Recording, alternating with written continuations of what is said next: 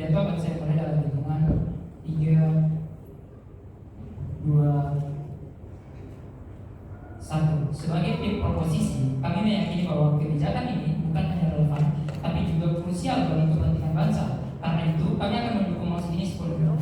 Mari karakterisasi mosi ini. Pertama, yang kami maksud dengan memberikan kewenangan hukum adalah pemerintah Indonesia secara resmi melalui peraturan perundang-undangan mengakui hak masyarakat tradisional untuk membuat aturan, menjaga, serta memanfaatkan laut dan pesisir di wilayah tempat mereka hidup. Hak ini dilindungi hukum negara sehingga berlaku mengikat terhadap pihak luar, termasuk korporasi, nelayan, industri, maupun investor termasuk pemerintah itu sendiri. Kemudian yang kedua, wilayah masyarakat tradisional adalah daerah pesisir dan laut yang sejak lama digunakan masyarakat adat atau lokal dengan bukti praktik turun-temurun. Misalnya Sasi di Maluku, Awik di Bali, atau aturan nelayan Bugis Makassar. Ini yang akan dijadikan sebagai hukum formal. Kalau ada yang melanggar dapat dikenai sanksi sosial. Misalkan Sasi itu adalah aturan adat yang sudah lama dipakai masyarakat Maluku untuk melindungi laut dan hasil bumi. Ada larangan mengambil ikan, mengelola ikan atau hasil tertentu pada waktu-waktu tertentu supaya populasi ikan hewan itu dapat berkembang dengan baik. Tapi masalahnya aturan ini tidak memiliki legitimasi hukum, tidak dapat mengikat dan tidak dapat memaksa, sehingga pada akhirnya kalau ada orang lain atau kapal industri dari luar yang masuk ambil ikan dengan bukan harimau dan lain sebagainya, itu tidak dapat dihukum dengan peraturan perundang-undangan. Sehingga inilah urgensi kenapa kemudian kami mendukung mosi ini untuk memberikan pengakuan terhadap aturan-aturan yang berlaku sejak dulu itu. Kalau mosi ini dijalankan, pemerintah akan mengakui sanksi sebagai hukum resmi. Artinya jika ada perusahaan melanggar dan lain sebagainya, termasuk pemerintah, itu mereka bisa dikenai sanksi hukum negara, sehingga pada akhirnya akan ada kekuatan hukum bagi aturan-aturan adat itu. Mosi ini tidak bermaksud melemahkan kedaulatan negara, melainkan memperkuatnya lewat pengakuan hukum terhadap kearifan lokal. Sebagai pihak pro, ada 3 hal yang perlu kami buktikan. Pertama, bahwa kebijakan ini akan menguntungkan pemerintah Indonesia dari segi lingkungan, penegakan hukum, ekonomi, serta citra negara maritim. Kemudian yang kedua, kami akan membuktikan bahwa masyarakat tradisional itu mampu mengelola laut dan pesisir secara berkelanjutan dibandingkan pemerintah, karena mereka sudah turun-temurun tinggal di sana, sehingga sudah wajarnya diberikan kewenangan hukum untuk melakukan pengelolaan laut ini. Bahwa yang ketiga, bahwa sistem ini lebih baik dibanding status quo. 4 argumentasi yang akan saya bawakan. 1. Keadilan sosial dan hak konstitusional. Undang-Undang Dasar 1945 telah mengakui dan menghormati kesatuan masyarakat hukum adat beserta hak-hak tradisionalnya. Maka secara prinsip, pengakuan kewenangan hukum ini merupakan implementasi nyata dari konstitusi kita. Selama ini masyarakat tradisional hanya menjadi korban marginalisasi. Laut yang mereka jaga turun-temurun sering diambil alih oleh perusahaan tambang, pariwisata, atau kapal industri, bahkan pemerintah itu sendiri. Padahal mereka yang paling bergantung pada laut, sehingga seharusnya pada musim ini mereka lah aktor penting yang perlu kita lindungi. Kemudian yang kedua, efektivitas laut. Sekarang bayangkan, Indonesia punya garis pantai terpanjang kedua di dunia. Apakah negara sanggup kemudian untuk menguasai itu dengan mengandalkan segala perangkat hukum yang ada? Kami rasa faktanya praktik illegal fishing masih merugikan negara triliunan rupiah. Oleh karena itu kita membutuhkan partisipasi masyarakat tradisional untuk menjaga lingkungan itu, untuk menjaga pengelolaan laut itu, untuk menjaga laut kita dari segala ancaman-ancaman, termasuk pencurian ikan ilegal dari negara lain ataupun dari korporasi dan lain sebagainya. Sebaliknya, masyarakat tradisional punya mekanisme yang terbukti efektif, seperti yang saya sebutkan tadi. Sasi di Maluku, ketika panen laut itu akan ditutup, populasi ikan langsung melonjak, akan terjadi yang namanya budidaya sumber laut yang ada di ikan. Kalau di Bali terbukti menjaga terumbu karang tetap lestari. Jadi jelas dengan kewenangan hukum, masyarakat tradisional bisa menjaga dan menjadi garda terdepan menjaga laut Indonesia dari kerusakan. Tapi ketiga, ini berbicara kepentingan ekonomi dan lingkungan nasional. Indonesia adalah negara maritim. Ketahanan pangan, pariwisata, hingga keberlanjutan ekologi bergantung pada laut. Jika laut rusak, maka negara yang akan dirugikan. Dengan memberikan kewenangan hukum kepada masyarakat tradisional, kita memastikan laut tidak dikeruk untuk keuntungan jangka pendek, termasuk oleh pemerintah itu sendiri, tetapi dikelola secara berkelanjutan untuk generasi mendatang. Ini akan jelas merupakan kepentingan nasional. Pun jika pemerintah datang dan justru melanggar komitmen yang mereka buat itu sendiri, pada akhirnya masyarakat tradisional bisa melawan karena mereka punya pengakuan hukum, mereka punya legalitas untuk melawan karena aturan-aturan yang mereka telah buat itu telah dikonversi dan diintegrasikan menjadi hukum positif. Kemudian 4, pencegahan konflik dan pemberdayaan lokal. Sering terjadi konflik antara masyarakat tradisional dengan perusahaan atau bahkan dengan nelayan luar. Konflik ini muncul karena aturan adat tidak diakui negara sehingga orang-orang luar, sehingga nelayan luar menganggap bahwasanya aturan itu tidak akan berlaku, kita tidak akan dikenai sanksi jika kita melanggarnya. Oleh karena itu, dengan adanya peraturan ini akan memperkuat integritas daripada aturan-aturan itu, sehingga orang-orang akan berpikir 2 kali untuk melakukan pelanggaran. Kemudian selain itu, masyarakat akan merasa dan diberdayakan. Ini sejalan dengan prinsip pembangunan nasional, bukan hanya top down dari pusat tapi juga bottom up dari komunitas. Sehingga MOS ini bukan sekedar soal adat atau romantisme tradisi, ini adalah soal kepentingan negara, melindungi laut kita, menegakkan keadilan bagi masyarakat pesisir dan memastikan keberlanjutan lingkungan serta ekonomi bangsa. Karena itu kami dari tim pemerintah dengan tegas mendukung MOS ini. Terima kasih. Terima kasih untuk pidatonya. Untuk melanjutkan posisi.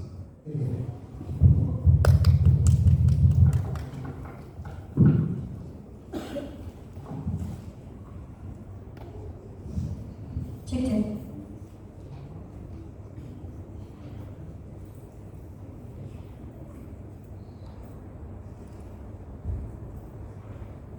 Oke, memulai preferensi instruksi katakan aja. Memulai pidato dalam 3, 2, 1. Pemberian kewenangan hukum kepada masyarakat tradisional bukan solusi, melainkan pengalihan tanggung jawab kepada masyarakat rentan.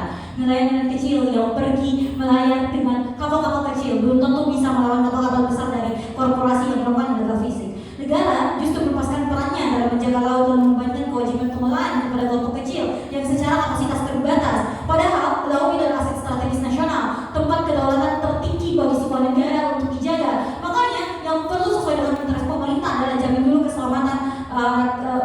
keselamatan lautnya. Tapi respon dulu kepada mereka. 2 ada respon. 1 soal kewenangan hukum, kedua tentang partisipasi masyarakat. Bahas soal kewenangan hukum. Berdasar kewenangan hukum yang akan muncul di mereka hanya berdasar pada budaya yang secara turun-temurun hukum, sehingga hukum adanya tidak bergerak secara inherent. Pengadilannya tidak berdasar kepada law in book, tidak ada kodifikasi. Itu artinya mereka secara bebas bisa merubah bentuk-bentuk hukumnya sesuai dengan keinginan mereka. Tidak ada standar yang pasti ketika kita berbasis kepada hukum adat atau hukum tradisional secara turun-temurun, karena itu prinsip yang akan terjadi di sisi mereka. Tapi ketika mereka bawa tentang pasal 18B, sadari itu tentang kepada masyarakat adat, sedangkan kita bahas tentang masyarakat tradisional. Itu artinya prinsip pasal 18B tidak pernah bisa digunakan. Tapi 2, soal bagaimana partisipasi masyarakat untuk mencegah illegal fishing. Sadari yang melakukan illegal fishing adalah kapal-kapal besar, perusahaan-perusahaan, negara-negara besar.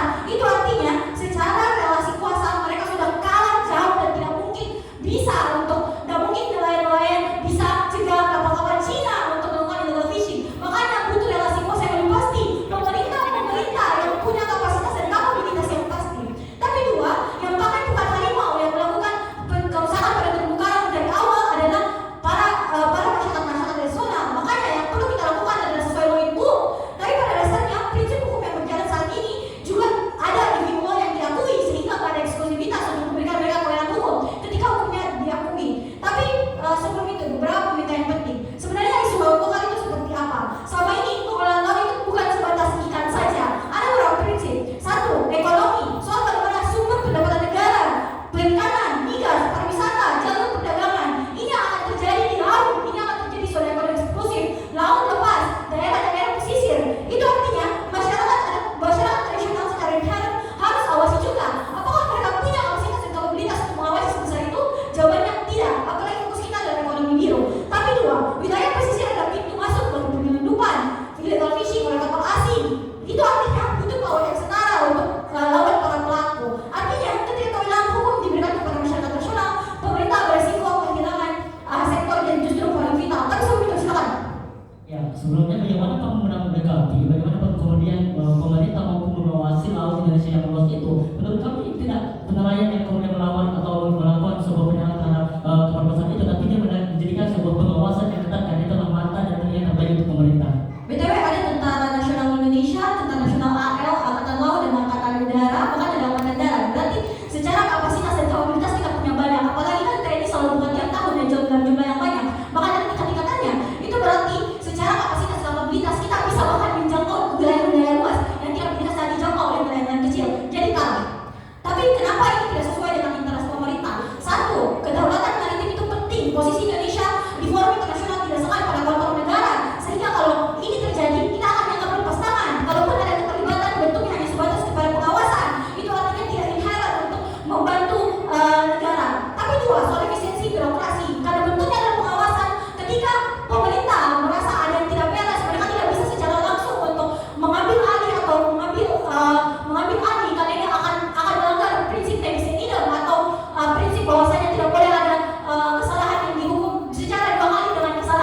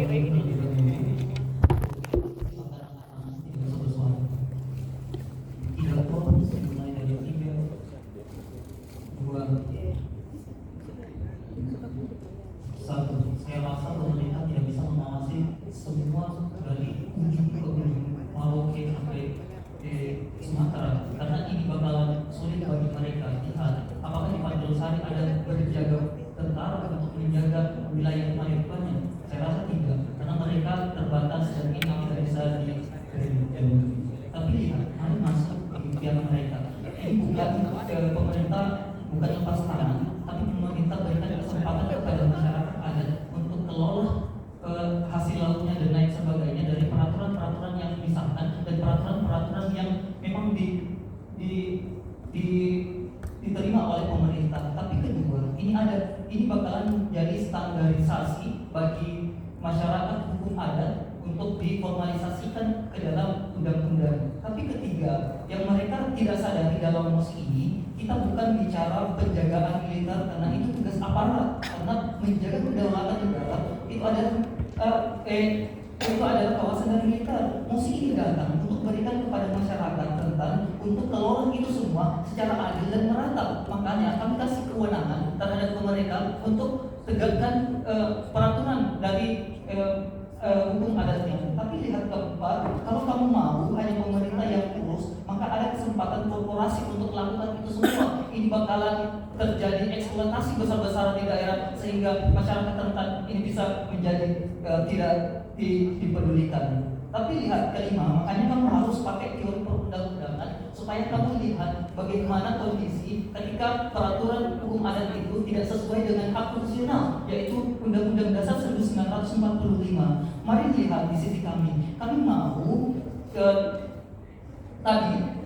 bahwa banyak masyarakat adat yang katanya kurang dalam sumber daya manusianya. Lihat, kami berpacu pada status quo yang ada. Banyak peminat dari penduduk pesisir masyarakat tradisional meningkat tiap tahunnya, sehingga maksudnya meningkat kepada minat pembelajaran kepada fakultas kemaritiman, sehingga ini bisa landasan bagi mereka menganalisis bagaimana keadaan laut secara empiris dan teoritis, sehingga ini bisa terbuktikan secara bisa dilakukan dalam lapangan tersebut. Tapi dua, parenting orang tua ini sangat penting karena parenting orang tua sangat berpengaruh karena mereka bakal doktrin anaknya untuk kembali ke kampungnya setelah ia merantau untuk belajar di fakultas misalnya kemaritiman. Tapi tiga, analisis mendalam terhadap keadaan di daerah. Pemuda yang tadi bisa melakukan analisis mendalam terhadap kondisi laut yang ada di daerahnya itu bisa terintegrasikan dalam mekanisme keempat, yaitu kaitan kerjasama dengan lembaga hukum, sehingga elaborasi yang kami maksud adalah antara pemuda yang berkuliah tadi bisa memberikan analisis kepada lembaga hukum tersebut untuk bentuk peraturan yang ada di daerah tersebut. Tapi lihat, masukin dalam ranah argumentasi utama kami. Argumentasi pertama, kenapa ini adil di sisi kami? Karena mereka adalah pihak yang hidup paling dekat dengan laut, menguntungkan kehidupan di sana, sekaligus memiliki tradisi turun-temurun yang menjaga keberlanjutan alam. Satu, keadilan yang kami maksud bukan sekedar berbagi kue ekonomi, tetapi memastikan bahwa yang mendapatkan kewenangan adalah pihak yang paling pantas dan berhak. Maka kami kualifikasikan keadilan itu ke dalam dua, dari sisi keadilan distributif dan keadilan prosedural. Keadilan distributif, negara tidak bisa terus-menerus memberikan ruang lebih besar kepada korporasi besar, sementara masyarakat tradisional hanya jadi penonton. Itu bukan keadilan, itu marginalisasi namanya. Tapi dua, dari sisi keadilan prosedural, mereka telah membuktikan punya mekanisme adat yang efektif seperti sasi, laut di Maluku, dan lain sebagainya. Cara ini bukan sekedar aturan adat, tapi prosedur kultural yang menjaga laut agar tetap lestari. Buktinya apa? Data KPP tahun 2020 menunjukkan wilayah yang dikelola dengan sistematisasi laut memiliki tingkat pemulihan stok ikan yang jauh lebih tinggi dibanding wilayah yang hanya diatur regulasi pemerintah. Tapi sebelum itu, bagaimana kamu memastikan ada keadilan karena itu bisa jalan terjadi di sisi kami? Anak-anaknya bisa masuk ke pemerintahan dan punya kapasitas lebih besar. Karena pemerintah punya kapasitas dan kapabilitas yang lebih besar untuk capai secara kualitas tempat-tempat terluar sekalipun. makanya tadi ada parenting dari orang tua bahwa kamu ketika kamu harus kembali kepada kampungmu untuk perbaiki daerahmu. Tapi mari lihat, karena argumentasi kedua kami, kenapa ini lebih efektif memberikan kewenangan hukum kepada masyarakat tradisional dalam mengelola pesisir dan laut, bukan hanya adil tetapi juga jauh lebih efektif dibandingkan pendekatan top down pemerintah pusat atau dominasi korporasi besar. besar. Kenapa? Ada 3 alasan kenapa ini efektif. 1. Kedekatan dengan ekosistem. Masyarakat tradisional hidup berdampingan langsung dengan laut dan pesisir. Mereka tahu siklus musim, area pemijahan ikan, hingga cara menjaga ekosistem agar tetap lestari. Informasi detail ini tidak pernah dimiliki oleh pemerintah pusat atau korporasi yang datang hanya untuk eksploitasi. Tapi lihat, 2. Kontrol sosial yang kuat. Hukum, mekanisme sanksi sosial yang lebih ditaati daripada regulasi formal, sehingga itu kami berhak untuk gimana? Terima kasih untuk pidatonya. Untuk melanjutkan perdebatan dipanggil Ibu Jan Nurwati posisi.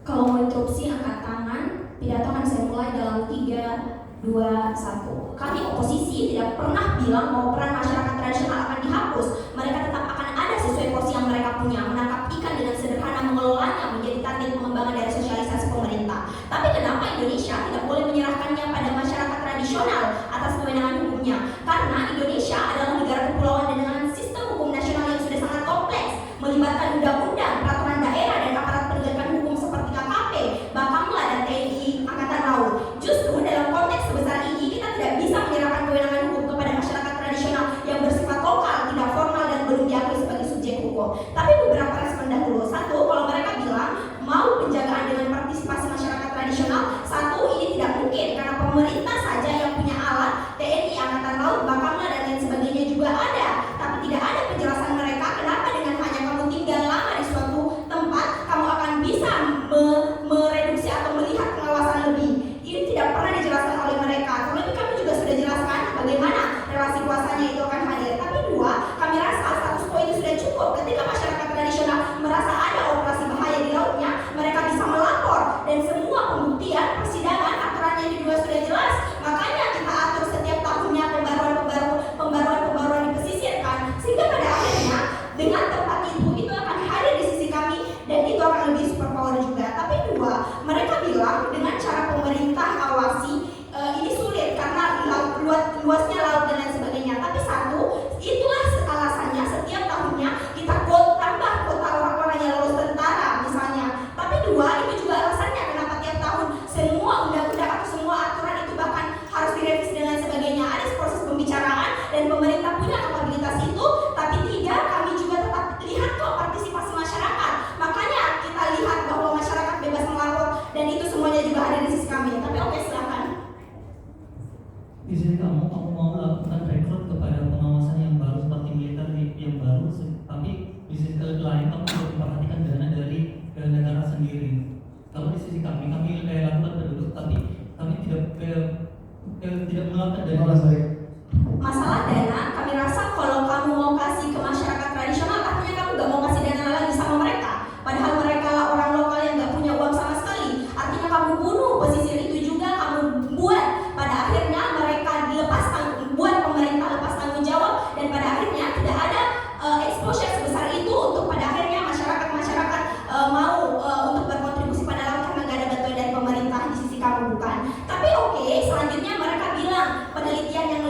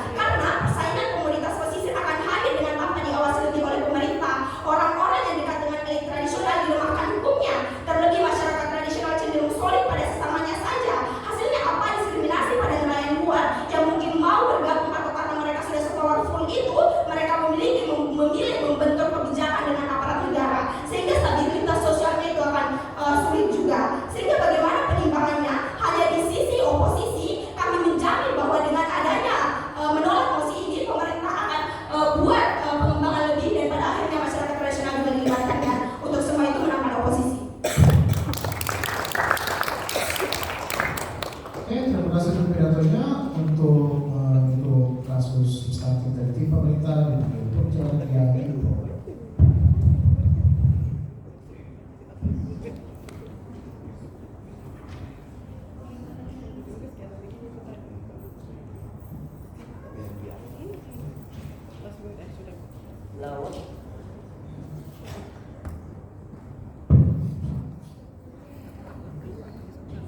Laut bukan sekedar hamparan air asin, ia adalah kitab terbuka yang dibaca oleh masyarakat tradisional setiap hari. Mereka yang menjaga ombak, mereka yang menjaga ombak, memahami arus dan menulis kisah peradaban maritim bangsa. Jadi bayangin bahwa ketika ada sebuah keluarga yang sudah tinggal lama di situ, terus menurun mereka telah merawat tanaman, telah melihat menanam pepohonan di depan rumah mereka, menjaga supaya tanahnya subur, lalu datang pemerintah bilang bahwa sekarang orang asing lah yang akan mengelola tanah itu karena lebih modern.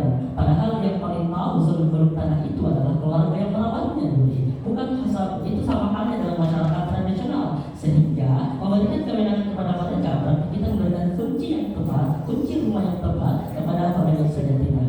Jadi sadari, mari kita lihat dari argumentasi pembicara pertama. Mereka bilang bahwa ini akan sebuah pertemuan antara kelompok kecil masyarakat tradisional yang mereka sebut dengan korporasi. Mereka menyebut bahwa masyarakat tradisional itu tidak memiliki daya untuk kemudian melawan daripada kapal-kapal besar. Tapi jadi kita tidak mengatakan bahwasanya di posisi proposisi masyarakat lokal yang atau masyarakat tradisional yang akan menghalau secara langsung, tidak jadi. Tapi dia yang menjadi mata atau dia yang menjadi telinga paling terbaik untuk masyarakat kemudian dan pemerintah pada akhirnya. Toh pada akhirnya saat ini masih terjadi sebuah pengeksploitasian atau sebuah overfishing yang dimana di Jombang ini adalah bukti bahwa pemerintah saat ini belum efektif dalam melakukan sebuah pengawasan.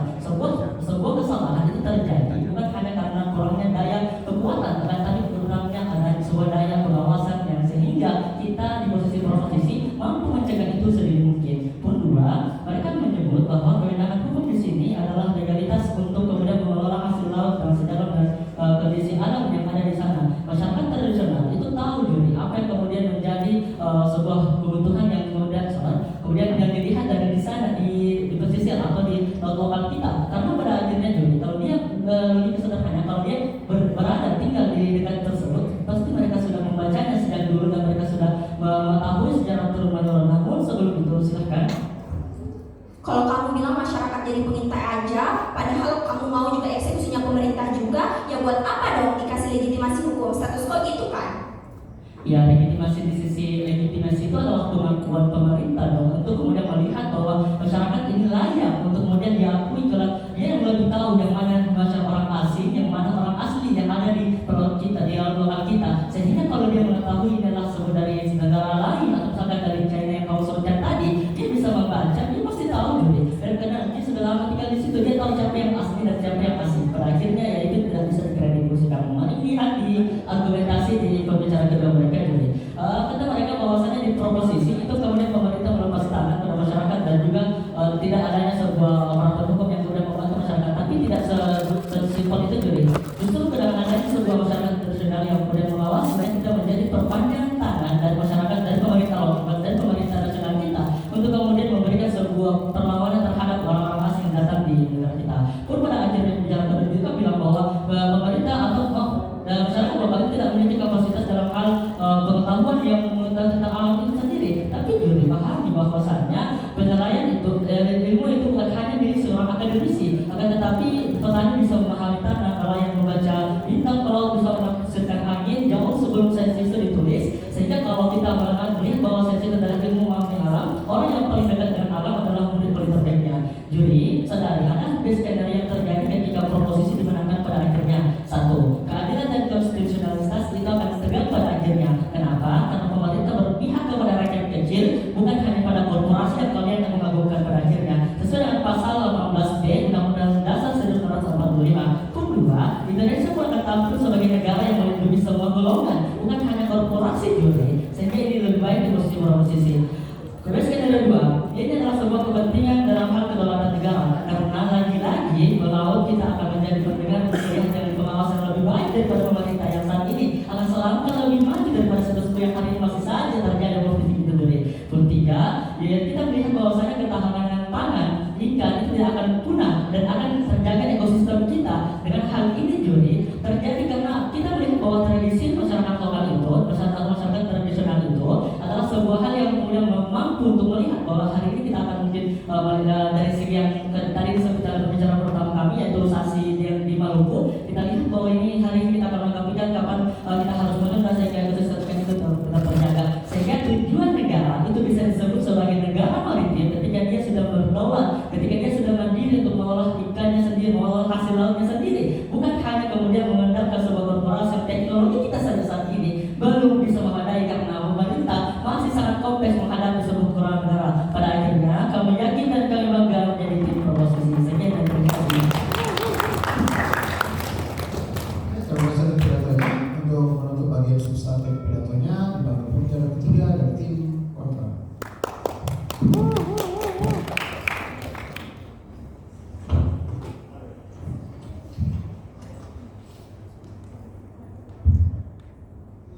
Untuk preferensi interupsi bisa angkat tangan saja. Debat akan saya mulai dalam 3, 2, 1. Sangat jahat kalau kamu mau membebankan seluruh kekacauan yang ada di negara ini ketika kamu cuma pakai matriks bahwa mereka tinggal lebih lama di daerah itu. Ini gak benar sama sekali. Mereka klaim bahwa orang yang tinggal lebih lama adalah orang yang bisa memahami itu dengan lebih baik. Mungkin ini benar, tapi kami katakan gak eksklusif. Saya punya teman, Devin, anak fakultas kehutanan, dia belajar tentang hutan, tapi dia gak tinggal di hutan, Juri. Jadi sebenarnya ini gak eksklusif sama sekali. Orang-orang luar yang gak tinggal di pesisir itu akan tetap bisa untuk pahami ilmunya ketika mereka mau belajar, dan ini juga akan hadir pada sisi kita karena ya pelimpahan insentif bagi suatu negara seperti pemerintah itu tidak akan hilang. Pemerintah akan mau untuk terus mengawasi lautan dan lain sebagainya. Oleh karena itu pada akhirnya ini akan tetap hadir dan akan jauh lebih baik pada sisi kita karena seluruh keilmuan akan jauh lebih baik untuk di cross check dari pemerintah. Jadi kasus mereka soal ketika kamu pakai matriks, ketika kamu hidup lebih lama di suatu lingkungan itu nggak benar sama sekali.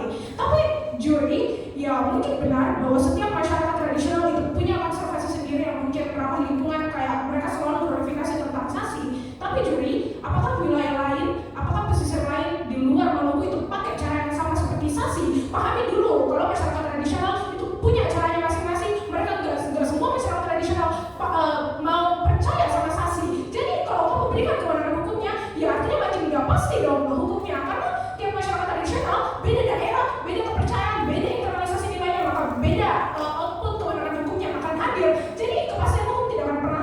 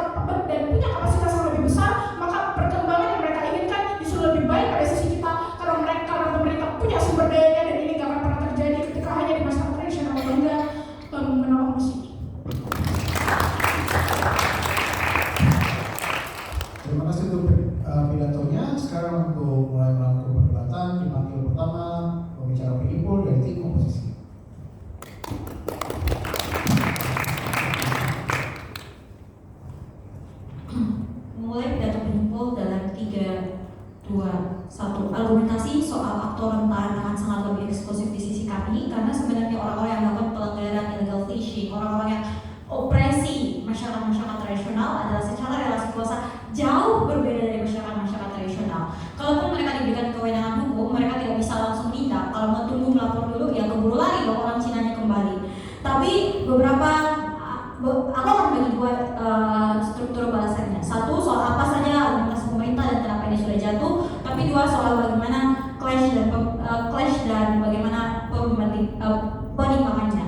Satu, apa sih yang argumentasi pemerintah? Aku rasa paling eksklusif dari pemerintah soal aktor rentan yang akan diberikan kuasa. Tapi mereka bawa soal bagaimana partisipasi masyarakat akan sangat penting dan kewenangan hukum. Ini sudah dibahas dari awal, bagaimana soal prinsip dasar kepastian hukum akan jauh lebih pasti di sisi kita, karena kita meyakinkan bahwa semua prinsip-prinsip hukum itu sama di setiap daerah, bukan bergantung kepada warisan dan turun-temurun yang bisa saja jauh berbeda dengan undang-undang yang berlaku, hierarki perundangan yang berlaku.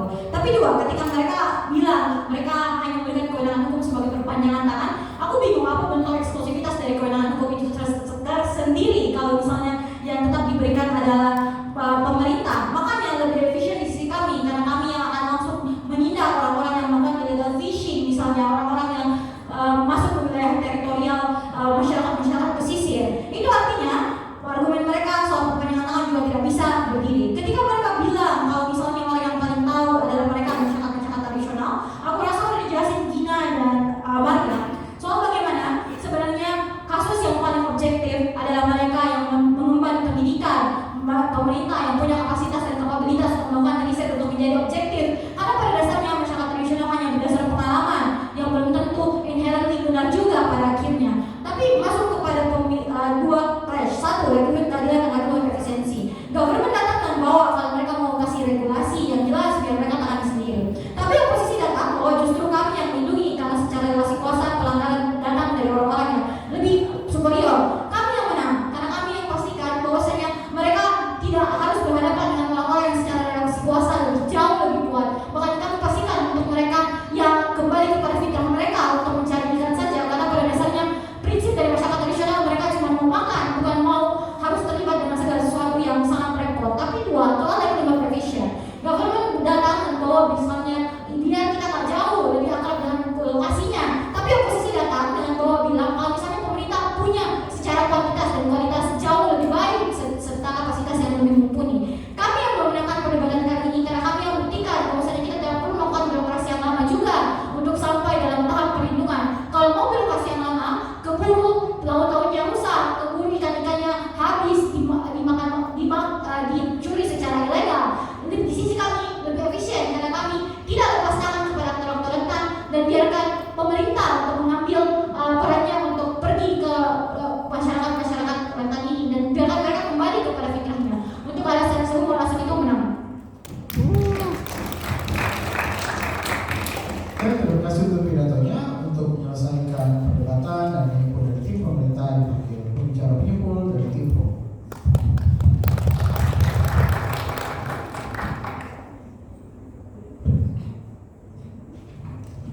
Untuk alasan dalam hitungan 3, 2, 1. Jadi, mari dudukkan kembali masa perdebatan ini.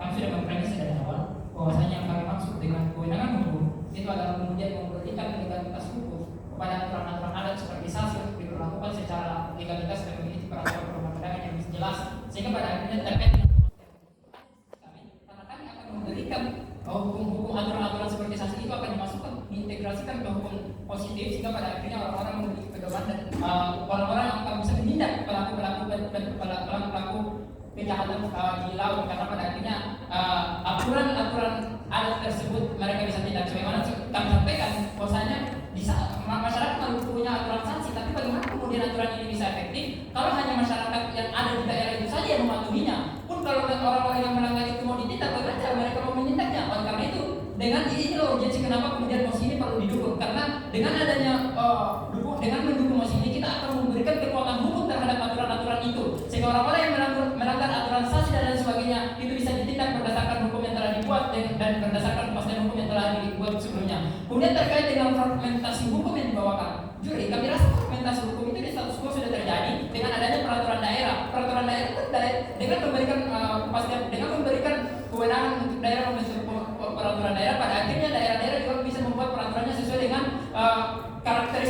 mereka sendiri pada akhirnya, sehingga apa yang mereka sebut dengan fragmentasi hukum dan lain sebagainya itu tidak eksklusif, karena itu memang sudah terjadi di status quo dan tidak akan berdampak buruk karena akan sesuai dengan karakteristik daripada daerah-daerah yang ada di situ, seperti di Maluku yang memperlakukan sasi, atau di Bali yang akan memperlakukan peraturan yang akan memperlakukan tradisi yang mengatur tentang daerah mana yang bisa kemudian dikeruk sumber daya lautannya. Oleh karena itu dari segi kami memberikan kepastian hukum, kami memberikan kejelasan karena kami ingin apa yang kemudian tradisi-tradisi yang turun-temurun itu diberikan legalitas kepastian hukum dengan memasukkannya di peraturan perundang-undangan sebagaimana yang telah kami prediksi dari awal, sehingga pada akhirnya ini akan memberikan kepastian hukum dan akan berdampak kepada keadilan bagi kemudian aktor-aktor rentan yang perlu dilindungi, karena mereka bisa melakukan penindakan secara legal apabila ada orang yang melanggar aturan tradisi itu. Kemudian ini akan lebih efektif karena kita tidak perlu menunggu untuk kemudian tentara-tentara TNI Angkatan Laut sebagaimana yang disampaikan oleh oposisi berturut tangan, karena pada akhirnya masyarakat